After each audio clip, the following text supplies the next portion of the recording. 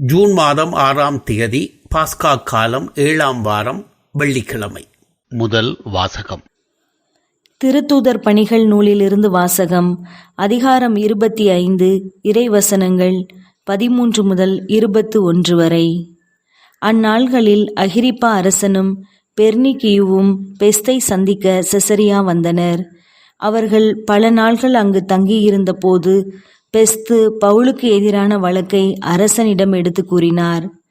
Felix கைதியாக விட்டு சென்ற ஒரு மனிதர் இங்கு இருக்கிறார்.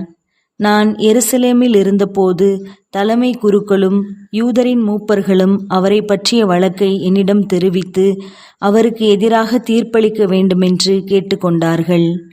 நான் அவர்களை பார்த்து, குற்றம் சாட்டப்பட்டவர் எவரும் குற்றம் சாட்டியவருக்கு முன் நின்று தம்மீது சுமத்தப்பட்ட குற்றத்தை பற்றி விளக்குவதற்கான வாய்ப்பை பெற வேண்டும். அதற்கு முன் அவருக்கு தீர்ப்பளிப்பது ரோமையரின் வழக்கமல்ல என்று கூறினேன். எனவே அவர்கள் இங்கே வந்தபோது சற்றும் காலம் தாழ்த்தாமல் மறுநாளிலேயே நான் நடுவர் இருக்கையில் அமர்ந்து அவரை என்னிடம் கூட்டிக் கொண்டு வருமாறு ஆணை பிறப்பித்தேன். குற்றம் சுமத்தியவர்கள் எழுந்து பேசிய போது நான் நினைத்திருந்த கொடிய குற்றம் எதுவும் அவர் மீது சுமத்தவில்லை. அவர்கள் அவருக்கு எதிராக சொன்னதெல்லாம் தங்கள் சமயத்திலுள்ள சில கருத்து வேறுபாடுகளாகத்தான் இருந்தது. இறந்து போன இயேசு என்னும் ஒருவரை பற்றியும் அவர்கள் பேசினார்கள். இந்த இயேசு உயிரோடு இருப்பதாக பவுல் சாதித்தார். இக்கருத்து சிக்கல்களை பற்றி கேட்டதும் நான் குழம்பி போய், நீர் எருசலேமுக்கு வருகிறீரா? அங்கு இவை பற்றி விசாரிக்கப்பட விரும்புகிறீரா என கேட்டேன். பவுல், பேரரசரே, விசாரித்து தீர்ப்பு அளிக்கும் வரை தம்மை காவலில் வைக்க வேண்டும் என்று கேட்டுக்கொண்டார். ஆதலால் இவரை சீசரிடம் அனுப்பும் வரை காவலில் வைக்குமாறு ஆணை பிறப்பித்தேன். ஆண்டவரின் அருள்வாக்கு. இறைவா, உமக்கு நன்றி. நற்செய்தி வாசகம். என் ஆட்டுக்குட்டிகளை பேணி வளர், என் ஆடுகளை மேய். யோவான் எழுதிய தூய நற்செய்தியிலிருந்து வாசகம். அதிகாரம் 21, வசனங்கள் 15 - 19 வரை. தம் சீடர்களுக்கு தோன்றி இயேசு சீமோன் பேதுருவிடம், யோவானின் மகன் சீமோனே, நீ இவர்களை விட மிகுதியாக என் மீது அன்பு செலுத்துகிறாயா என்று கேட்டார். அவர் இயேசுவிடம், ஆமாண்டவரே, எனக்கு உம்மிடம் அன்பு உண்டு என உமக்கு தெரியுமே என்றார். இயேசு அவரிடம், என் ஆட்டுக்குட்டிகளை பேணி வளர் என்றார். இரண்டாம் முறையாக இயேசு அவரிடம், யோவானின் மகன் சீமோனே, நீ என் மீது அன்பு செலுத்துகிறாயா என்று கேட்டார். அவர் இயேசுவிடம், ஆமாண்டவரே, எனக்கு உம்மிடம் அன்பு உண்டு என உமக்கு தெரியுமே என்றார். இயேசு அவரிடம், என் ஆடுகளை மேய் என்றார். மூன்றாம் முறையாக இயேசு அவரிடம், யோவானின் மகன் சீமோனே, உனக்கு என்னிடம் அன்பு உண்டா என்று கேட்டார். உனக்கு என்னிடம் அன்பு உண்டா என்று இயேசு மூன்றாம் முறை கேட்டதால் பேதுரு துயருற்று அவரிடம், ஆண்டவரே, உமக்கு எல்லாம் தெரியுமே, எனக்கும் மீது அன்பு உண்டு என்பதை நீர் அறியாத ஒன்றா என்றார். இயேசு அவரிடம், என் ஆடுகளை பேணி வளர். நீ இளைஞனாக இருந்தபோது நீயே இடையை கட்டிக்கொண்டு உனக்கு விருப்பமான இடத்தில் நடமாடி வந்தாய். உனக்கு முதிர்ந்த வயது ஆகும்போது நீ கைகளை விரித்து கொடுப்பாய். வேறொருவர் உன்னை கட்டி உனக்கு விருப்பமில்லாத இடத்திற்கு கூட்டிச் செல்வார் என உறுதியாக உனக்கு சொல்லுகிறேன் என்றார். பேதுரு எவ்வாறு இறந்து கடவுளை மாட்சிப்படுத்தப் போகிறார் என்பதை குறிப்பிட்டே அவர் இவ்வாறு சொன்னார். இதைச் சொன்னபின் பேதுருவிடம், என்னை பின்தொடர் என்றார். ஆண்டவரின் அருள்வாக்கு. கிறிஸ்துவே, உமக்கு புகழ். பிரியமானவர்களே, இன்றைய நற்செய்தியில் இயேசு ஒரே கேள்வியை 3 முறை கேட்பது போலவும் பேதுருவும் ஒரே பதிலை 3 முறை தருவது போலவும் நமக்கு தெரிகிறது. ஆனால் இயேசுவின் கேள்விகளை கொஞ்சம் உற்று நோக்கினோம் என்றால் அவற்றில் வித்தியாசங்கள் இருப்பதை நம்மால் உணர்ந்து கொள்ள முடியும். இந்த வித்தியாசங்களை புரிந்து கொள்ள வேண்டுமெனில் அன்பு என்பதற்கு 3 கிரேக்க வார்த்தைகள் இருப்பதை நாம் அறிந்து கொள்ள வேண்டும். அகாப்பே என்ற கிரேக்க வார்த்தை தன்னலமற்ற அன்பை, தியாக அன்பை சுட்டிக்காட்டுகிறது. பிலோ என்ற இன்னொரு வார்த்தை அன்பை சுட்டிக்காட்டினாலும் அது நண்பர்களுக்கிடையேயான அன்பை, அதாவது நட்பை சுட்டிக்காட்டுகிறது. இது அகாப்பையை விட ஒரு படி கீழானது. மூன்றாவது வகை அன்பு ஈரோஸ் என்று அழைக்கப்படுகிறது. இது ஆண் பெண் இரு பாலாருக்கிடையேயான ஈர்ப்பை சுட்டிக்காட்டக்கூடிய வார்த்தையாகும். இந்த பின்னணியில் இயேசுவுக்கும் பேதுருவுக்கும் இடையேயான உரையாடலை நாம் இவ்வாறு மொழிபெயர்க்கலாம். இயேசு சொல்லுகின்றார், யோவானின் மகன் சீமோனே, இவைகளை விட அல்லது இவர்களை விட மிகுதியாக நிபந்தனையற்ற தன்னலமற்ற தியாக அன்பை என் மீது நீ கொண்டிருக்கிறாயா? இங்கு இயேசு பயன்படுத்திய வார்த்தை அகாப்பே. இதற்கு பேதுரு சொன்ன பதில், ஆமாண்டவரே, ஒரு நண்பனைப் போல நான் உம்மை அன்பு செய்கிறேன் என்பது உமக்கு தெரியுமே. பேதுரு இங்கு பிலோ என்கிற வார்த்தையை பயன்படுத்துகின்றார். தன் எதிர்பார்ப்பின் உயரத்திற்கு பேதுரு வராதை அறிந்த இயேசு ஒருபடி கீழே இறங்கி வருகிறார். இவைகளை விட அல்லது இவர்களை விட என்ற நிபந்தனையை தளர்த்துகின்றார். எனவே அந்த நிபந்தனையை தளர்த்திவிட்டு இயேசு இவ்வாறு கேட்கின்றார், யோவானின் மகன் சீமோனே, நிபந்தனையற்ற தன்னலமற்ற தியாக அன்பை நீ என் மீது கொண்டிருக்கின்றாயா? இங்கும் இயேசு பயன்படுத்திய வார்த்தை அகாப்பே.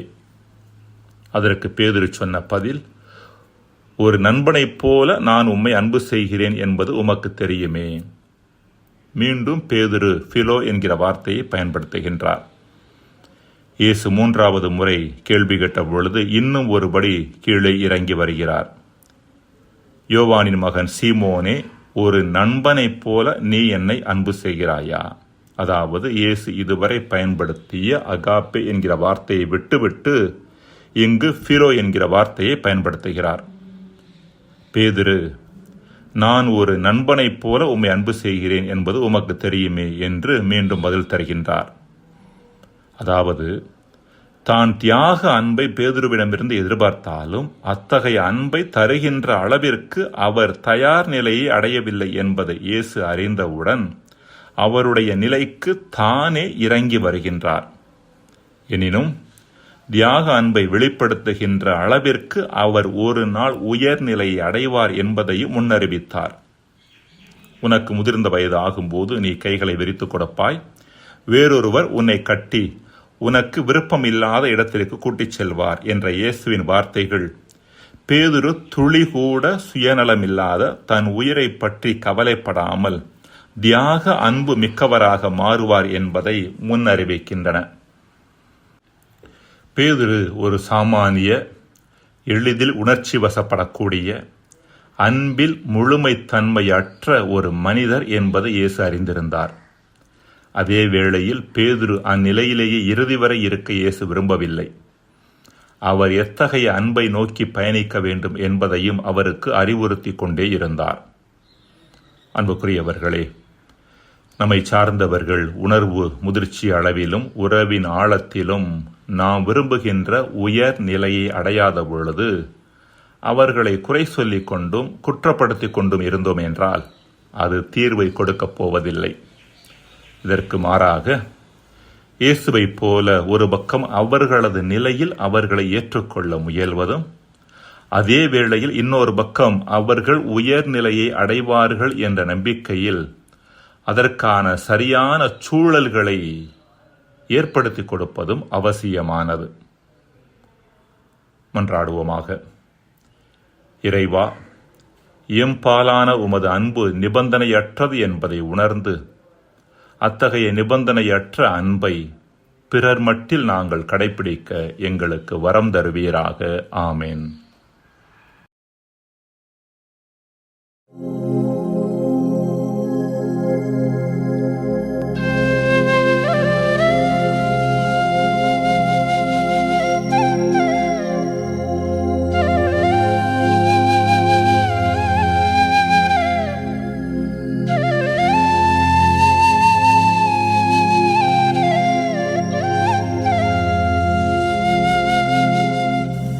என்னை நீ நேசிக்கின்றாயா? என்னை நீ நேசிக்கின்றாயா? என்னை நீ நேசிக்கின்றாயா?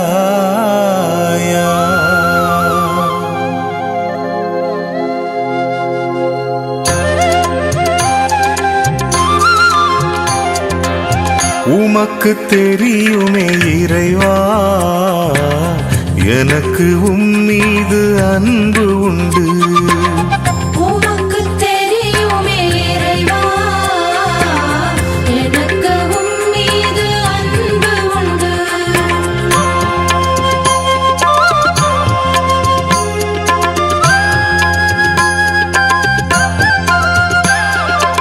எல்லார்க்கும் மேலாக நீ என்னை நேசிப்பாயா? எல்லாவற்றையும் துறந்து நீ என் பணி செய்வாயா? உமக்கு தெரியுமே இறைவா, எனக்கு உம்மீது அன்பு உண்டு. உமக்கு தெரியுமே இறைவா, எனக்கு உம்மீது அன்பு உண்டு.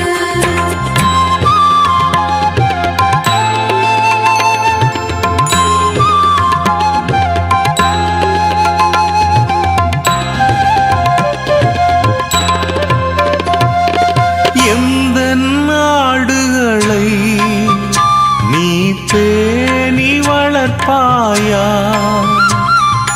நல்ல ஆயனாய் நீ வாழ்வை கொடுப்பாயா?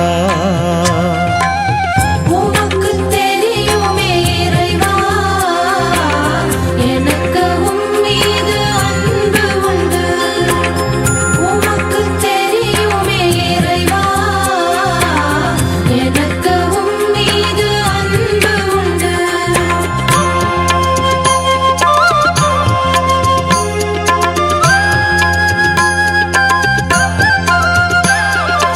உம்மை சீடனாய் நீ என்னை தொடர்வாயா?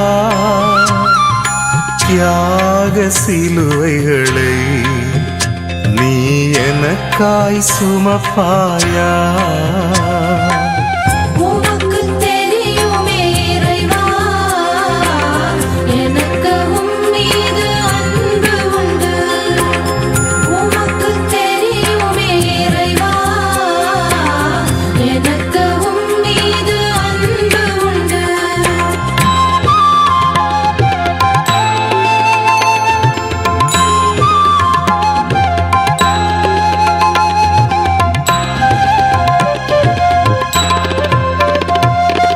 உலகின் ஒளியாக நீ உன்னை கரைப்பாயா?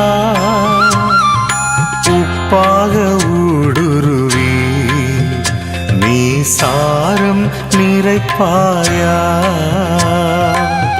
உமக்கு தெரியுமே இறைவா, எனக்கு உம்மீது அன்பு உண்டு. உமக்கு தெரியுமே இறைவா, எனக்கு உம்மீது அன்பு உண்டு. உமக்கு தெரியுமே இறைவா,